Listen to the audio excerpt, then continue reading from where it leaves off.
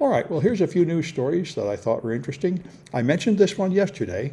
Patreon has been accused of deliberately harboring child porn people selling child porn and taking money for it.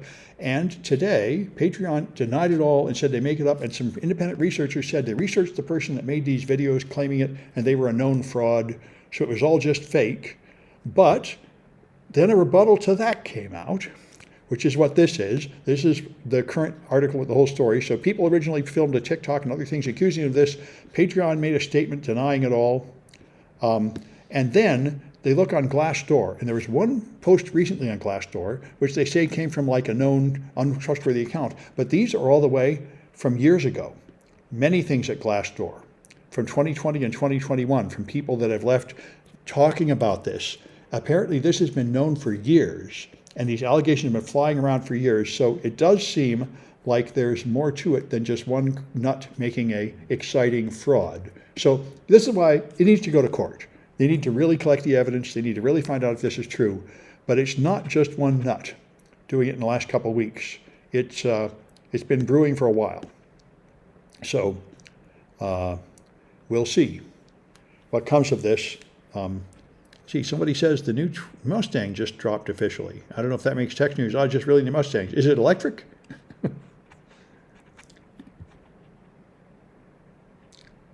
Anyway, that's good. All right, so here's another one. The Republicans have finally answered. I've been waiting for this, complaining and asking Biden to knock it off at the student loan forgiveness. Their argument makes a lot of sense, and they don't even make the other argument that makes even more sense, which is Biden does totally not have the authority to do this. Congress controls the purse strings, but their point, of course, is that what about people that don't go to college? They're paying for people who did go to college. That's kind of the poor paying for the rich. That's kind of messed up, which is a pretty good argument. Yeah, the Mustang is quite the opposite of electric. Yeah, I can imagine. Anyway, so I don't think these Republicans are going to sway Biden, but I think lawsuits will sway Biden when you sue him on the grounds he doesn't have the authority to do what he did, which I think is true. That's why all the Democrats trumpeting this and saying everybody should love us for this, I think they're premature. I don't think it's going to happen. He's just trying to energize the 20-something vote. Yeah, I've been watching my sympathies are with the Democrats, but I've been watching them do this all along. They promise something they're not going to deliver, and then wonder why people don't love them. Like they promised all this BBB stuff, then it didn't come, and then they said, why does everybody hate us? I say, well, this is why people hate you. You don't promise something and then not give it to them. But they don't seem to have that clue. So Tesla, a few months ago, said everybody has to be back to work, no remote work at all. And then it turned out that his employees, a lot of them had been doing remote work before the pandemic, and they don't actually have enough office space or parking spaces or anything for them all. So now that they're all trying to get to work because there's a have to check in or you get fired, they're having to like stand outside on their cell phone doing stuff. And so, this is the thing about Tesla. Tesla is kind of a blowhard. Musk is kind of a blowhard, promising stuff that doesn't come true and making brash statements like I'm going to buy Twitter and then deciding like later, oops, I shouldn't have said that. That's not a really good thing. And this back to office edict is also too draconian and foolish. But anyway, everybody is making some attempt to clock in to avoid getting fired.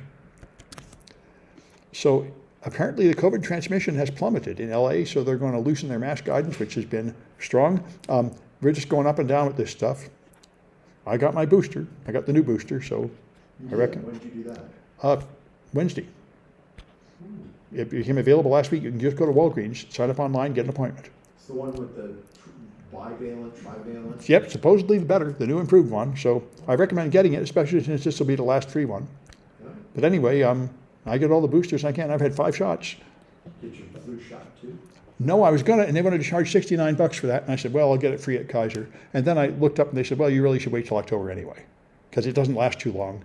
Anyway, but I'm going to get it. But the main thing is COVID. I'm in a real high-risk group, so I take all the vaccine I can get, and it isn't as good as I was hoped for. It saves your life, though, which I'll take. But I wish it would also stop transmission of the disease and stop the other effects, which it doesn't. Anyway, so Wyoming has built this carbon removal facility that is going to suck out 5 million metric tons of CO2 a year, which they say is enough to cancel out 1 million cars, but it is way too expensive. It's like $1,000 per ton. And their business model is they're hoping they're going to get people to pay them to claim they're carbon neutral, to compensate for the carbon they're burning at that rate, which seems kind of unlikely. And it seems like this is not possibly going to scale up enough to make a global difference. But we need this. And they say the only thing that would really help is if our technology improves a lot with new materials that we developed. It needs to be like 1,000 times cheaper before it's really practical. Yes, and I did get COVID twice. Absolutely, Mobo. So, it wasn't too bad. Didn't have to go to the hospital or anything, but technically they say I'm taking permanent damage from this and you really should avoid it. So, there's a new design of COVID vaccine that's sprayed into the nose. Yes, I saw that. And there's several new vaccines coming out that are hopefully going to be better. And I hope they get them up to like human availability. But realistically, it'll probably take at least a year. But yes, the one you spray up the nose, I would cheerfully spray it up my nose every month if that's what it took. All right.